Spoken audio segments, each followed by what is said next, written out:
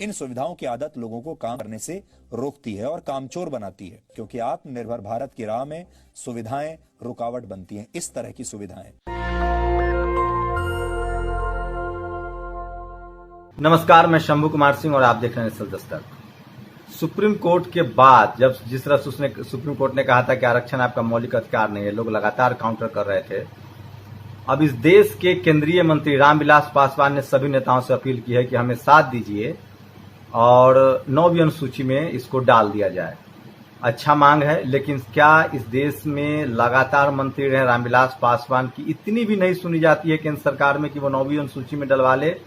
और उनको भी बहुजन नेताओं की मदद की जरूरत है। लेकिन इससे भी बड़ी खबर है कि जेपी नड्डा ने कुछ कहा है, जो बीजेपी के अध्यक्ष हैं, और उससे भी बड़ी खबर है कि सुधीर चौधरी जो जी न्यूज का संपादक है, वो सीधे सीधे कहता है कि आरक्षण आपको कामचोर बनाता है और ये कामचोर लोग हैं। आप एक बार सुनिए, 2 सेकंड का क्लिप सुनिएगा, उसके बाद आगे बढ़ूंगा। इन सुविधाओं की आदत लोगों को काम करने से रोकती है और कामचोर बनाती है।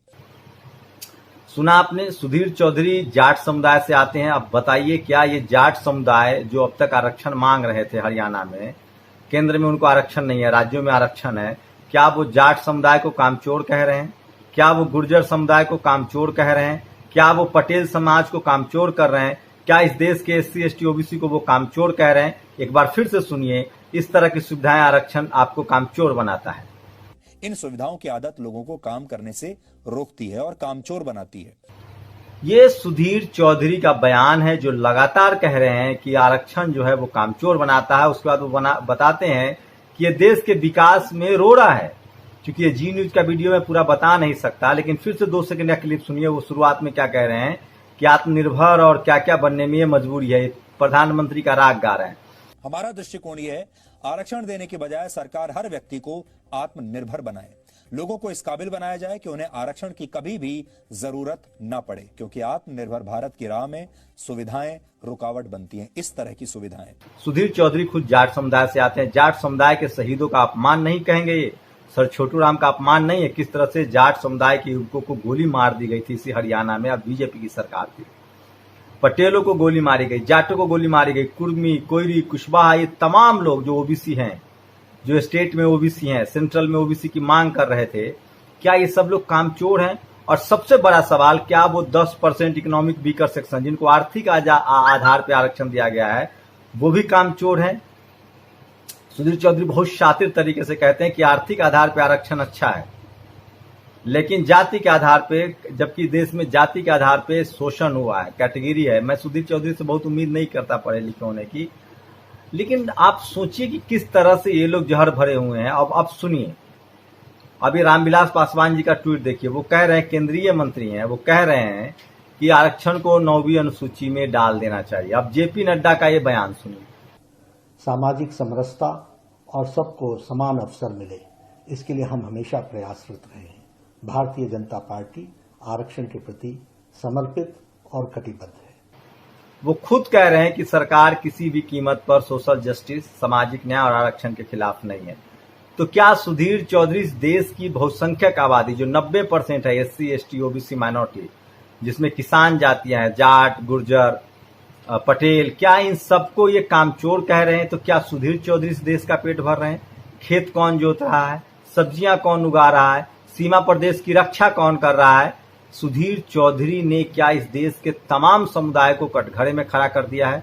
और सबसे बड़ा सवाल उनके अपने समुदाय, जाट समुदाय को पूछना चाहिए, जो सर छोटू राम को मानने वाले हैं, जो सबसे मार्शल कास्ट हैं, ताकतवर जाति आते हैं, किसान हैं, वो किसान जातियां हैं, ताकतवर लोग हैं, उनको भी ओबीसी का कैटेगरी में आरक्षण है। तो क्या उनको कामचोर कहा जा रहा है?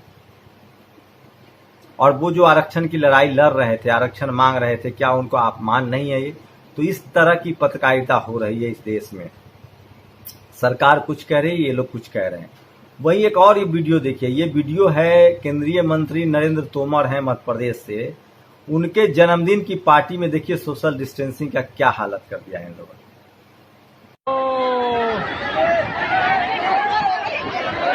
लूटो राशन लूटो। मेरी भान इसमें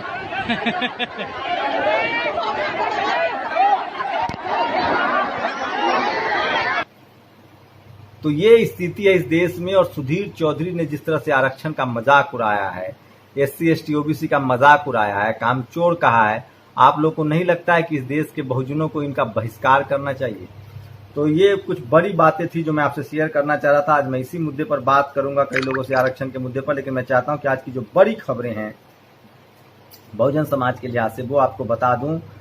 और जस्टिस काटजू जो सुप्रीम कोर्ट में जज रहे हैं, हाई कोर्ट में जज रहे हैं, उन्होंने साफ साफ आरोप लगाया है कि चीनी फौज ने लद्दाख की पूरी गलवान घाटी पर अवैध कब्जा कर लिया और हमारी सरकार शुतुरमुर्ग जैसे आंखें मूंदे बैठी है। ये रोमन सम्राट नीरो जैसी सारंगी बजा रहा है। मुंशी प्रेमचंद की कहानी, शतरंज के खिलाड़ी के पात्र मीर और मिर्जा साहब जैसे खतरे से अनभिज्ञ खेल में मगन है। ये मैं नहीं कह रहा हूं, ये जस्टिस काटजू ने कहा है। और केंद्रीय मंत्री नरेंद्र तोमर के मैंने आपको दिखाया। और ये देखिए, ये वीडियो है, वो वीडियो है जो JP नड्डा ने 41 सेकंड का वीडियो जारी किया है कि आरक्षण के प्रति, सामाजिक न्याय के प्रति उनकी सरकार किस तरह से प्रतिबद्ध है, जिसको सुधीर चौधरी कामचोर कह रहे हैं। दिलीप मंडल लिखा है, बिल्कुल सही मांग है, कोर्ट की जातिवादी मनमानी बंद होनी चाहिए, आरक्षण 9वीं सूची में जोड़ो। रामविलास पासवान ने इस मुद्दे को उठाया है और इसके बाद से लगातार 9वीं अनुसूची की मांग उठी। लेकिन रामविलास पासवान जी का कहना है कि बहुजन नेताओं को उनकी मदद करनी चाहिए। और सबसे बड़ा ऐलान चंद्रशेखर रावत ने किया है, 25 जुलाई को वो संसद घेरेंगे अगर इस फैसले को वापस नहीं लिया जाता है तो।